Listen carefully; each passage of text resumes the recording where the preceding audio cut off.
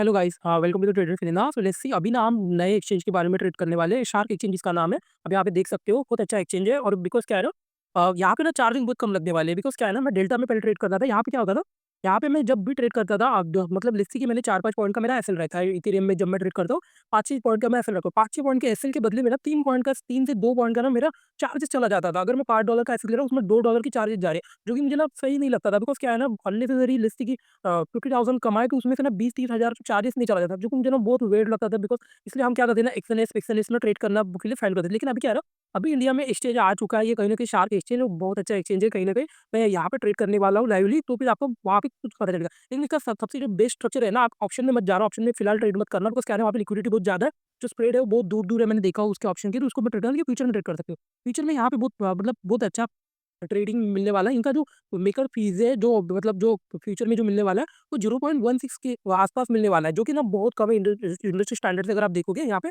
0.16 के आसपास मिलने वाला है। टेकर की 0.20-40% मिला है। लेकिन मतलब अगर मैं 20% का आपको ऑफ मिलता है, तो भी बहुत अच्छा पैसा बन सकता है यहाँ पे कहीं न कहीं। मतलब जो मुझे जो सेव हो सकता है कहीं न कहीं। तो अगर आप यहाँ पे मेकर में अगर ट्रेड लेते हो, तो कहीं न कहीं बहुत अच्छा आपको डिस्काउंट मिल सकता है, जो कि बहुत ज़्यादा डिस्काउंट होता है, जो फिर आप एक्सरेस एंड ऑल जो ब्रोकर करोगे, उसी के आस-पास यहाँ पे ये आ जाएगा 0.16 के हिसाब से, अगर आप ट्रेड करते हो तो। लेकिन इसमें जो सबसे बेस्ट फीचर मुझे जो लगा था ना, ये मुझे वो लगा था कि इसमें 30 मिनट्स अगर आप ट्रेड प्लान करते हो, 30 मिनट्स के अंदर अगर ट्रेड क्लोज़ करते हो, तो यहाँ पे आपको सेकंड एंड पे फीस नहीं लगने वाला है। मतलब जैसे कि आपने ट्रेड लिया और ट्रेड लेने के बाद अगर आपने 30 मिनट के अंदर इसको क्लोज़ कर दिया, तो आपको सेकंड एंड के चार्जेस नहीं लगने वाले, जो कि बहुत सेव हो जाता है कहीं न कहीं। 30 मिनट बहुत बड़ा विंडो होता है, जो कि यहाँ पे जो डेल्टा एक्शन में था, वो मुझे 15 मिनट का विंडो मिलता था, जो कि मुझे पसंद नहीं था। 15 मिनट बिटकॉइन में मिलता था 30 मिनट का, लेकिन इथेरियम में 15 मिनट का मिल सकता है। लेकिन यहाँ पे 30 मिनट में आपको, अगर मैं 5 मिनट पे ट्रेड कर रहा हूँ, मेरा एंट्री बना रहा हूँ, तो 15, 20, 25 मिनट में आपको पता चल जाता है ट्रेड प्रॉफिट में जाएगा, लॉस में जाएगा। अगर उसके पहले ही होता है, अगर डेफिनिटली अगर 30 मिनट में प्रॉफिटेबल ट्रेड है, तभी आप उसको होल्ड कर रहे हो, तब आप उसको 0.40 में प्रॉफिट में ट्रेड को क्लोज कर सकते हो, तो वहाँ पे आप पे करते हो। हाँ, वहाँ पे भी आप लिमिट ऑर्डर में क्लोज करोगे, तो आपको 0.60 नहीं लगेगा,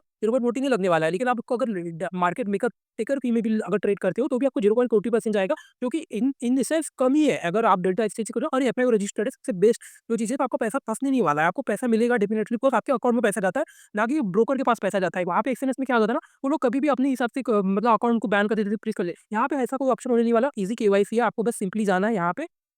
जैसे कि आप प्रोफाइल में गए, यहाँ पे अगर आपने देखा और आपको केवाईसी करना है, लेट्स से पर्सनल इन्फॉर्मेशन में गए और यहाँ पे केवाईसी कर लिया। अब मैंने आपके यहाँ पे केवाईसी कर लिया। केवाईसी बहुत ईज़ी है, बस सिंपली आपको डिजी लॉकर ओपन करना है, वहाँ से केवाईसी कर लेना है, बहुत सिंपल है। अभी चले जाते हैं हम इसके फ्यूचर में चले जाते हैं, तो आपको यहाँ पे ना बहुत चीज़ें मिलने वाली है, जो कि मैं पर्सनली ट्रेड करता। एक्चुअली मैंने एक्चुअली ओपन इसलिए किया था कि मैं गोल्ड को ट्रेड कर सकूँ, बिकॉज़ क्या है ना, गोल्ड बहुत अच्छी मोमेंटम देता है। छोटे छोटे इसमें बीटीसी हो गया, गोल्ड हो गया और इथेरियम हो गया, ये इस तरीके से मूव करते हैं ना, बहुत अच्छा पैसा बनता है। आई वो चीज़ आपको नहीं, लेकिन यहाँ पे आपको गोल्ड भी ट्रेड करने को मिलेगा, जो कि पीएक्सजी।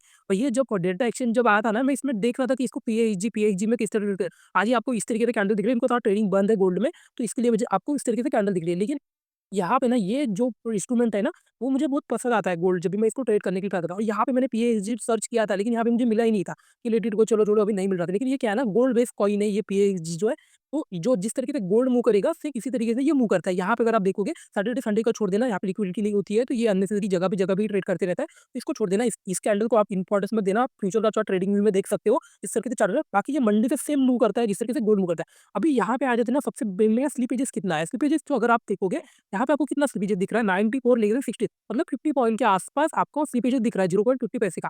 तो यहाँ पे जो प्रॉब्लम है, थोड़ा सा यहाँ पे लगता है, थोड़ा डाउटफुल सिनेरियो लगता है 0.50, लेकिन ठीक है, एडजस्टेबल है। इतना बहुत ज़्यादा नहीं है कि मतलब 0.1 या 2 पॉइंट स्लिपेज होता, तब थोड़ा डिफरेंशिएट लगता था कि हाँ, अगर चार्जेस कम है, तो फिर यहाँ पे ये एडजस्टेबल है। बिकॉज़ क्या है ना, आपको एक्सएनएस में कितना मिलता है, मैं आपको बताता हूँ। एक्सएनएस में आपको 0.20 मिलता है, 0.20 का स्लिपेज मिलता है। जैसे कि आपने ये प्राइस डिसाइड किया था, यहाँ पे बाय करूँगा, तो आपको 0.20 से पहले ही मतलब वो एग्जीक्यूट कर देता है अपने आपके ट्रेड को। लेकिन यहाँ पे क्या होता है, यहाँ पे आपको 0.50 में मिलेगा, लेकिन ये लीगली है, तो फिर यहाँ पे ठीक है, इतना एडजस्टेबल है, तो उतना बहुत ज़्यादा नहीं है। आप अगर लेट्स से मेरे टारगेट बहुत बड़े होते हैं, तो मुझे इससे इतना कोई फ़र्क नहीं पड़ने वाला है।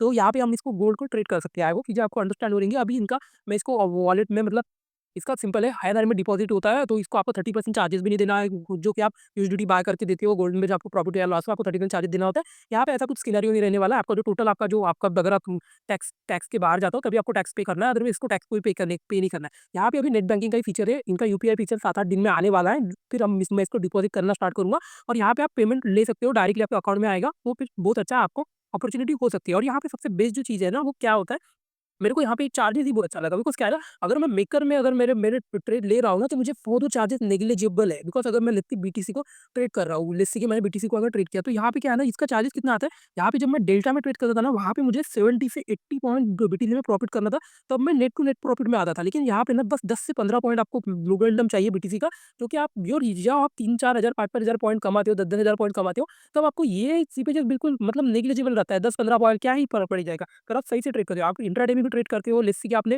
स्कैल्पिंग-वैल्पिंग कर रहे हो, तो भी आपको सही है बिकॉज़ क्या है ना, 0.50% में आपको 0.15% मूव कर कितना ही लगता है। मार्केट 1 सेकंड में उतना मूव कर जाता है, तो ये नेग्लिजिबल है। लेकिन 100 पॉइंट पहले थोड़ा डिफरेंशिएट लगता था बिकॉज़ क्या है ना, 100 पॉइंट में 200 पॉइंट का तो मेरा एसएल है, ठीक है? यहाँ पे 100 पॉइंट मुझे मोमेंटम चाहिए, 200 पॉइंट के एसएल के लिए। अगर ये 200 पॉइंट मुझे मेरा एसएल नहीं होता, तो मैं इस क्वांटिटी को और मतलब ले सकता था और यहाँ पे 2 क्वांटिटी और ऐड कर सकता था। मुझे जो टारगेट मिलता था वो बड़ा मिलता था। लेकिन यहाँ पे क्या होता था ना, यहाँ पे क्वांटिटी पहले ही कम कर दी। लेकिन अभी मैं क्या करूँगा, अभी मैं क्वांटिटी बढ़ा सकता हूँ। लेट्स से कि मैं 40 से 50 इथेरियम को ट्रेड करना प्रेफर करता हूँ। तो मैं अभी यहाँ क्या करूँगा, अगर यहाँ पे चार्जेस कम है तो मेरे को 70 लेके जा सकता हूँ। इससे क्या होगा ना, प्रॉफिट मेरा बढ़ जाएगा। आई होप चीज़ें आपको अंडरस्टैंड, बिकॉज़ मेरा रिस्क तो सेम ही है जो मैं पहले ले रहा था। बस चार्जेस के साथ ले रहा था, इसलिए वो रिस्क उतना पड़ता था। लेकिन अभी जब अगर मुझे चार्जेस कम हो जाते हैं, तो मेरा रिस्क कैपेसिटी बढ़ जाएगा, तो उसकी वजह से मेरे प्रॉफिट्स भी बड़े होंगे। आई होप चीज़ें आपको अंडरस्टैंड हो रही हैं। और ये डेफिनिटली ये मतलब इस एक्सचेंज पे कोई आपको मतलब ये प्रॉब्लम नहीं होगा कि डिपॉज़िट विथड्रॉल का कि आपके पैसे नहीं आए, ऐसा कुछ होने नहीं वाला है। हाँ, हो सकता है ये कभी हैंग हो जाए बिकॉज़ सभी होते हैं, ये ऐसा नहीं है कि ये नहीं होता है।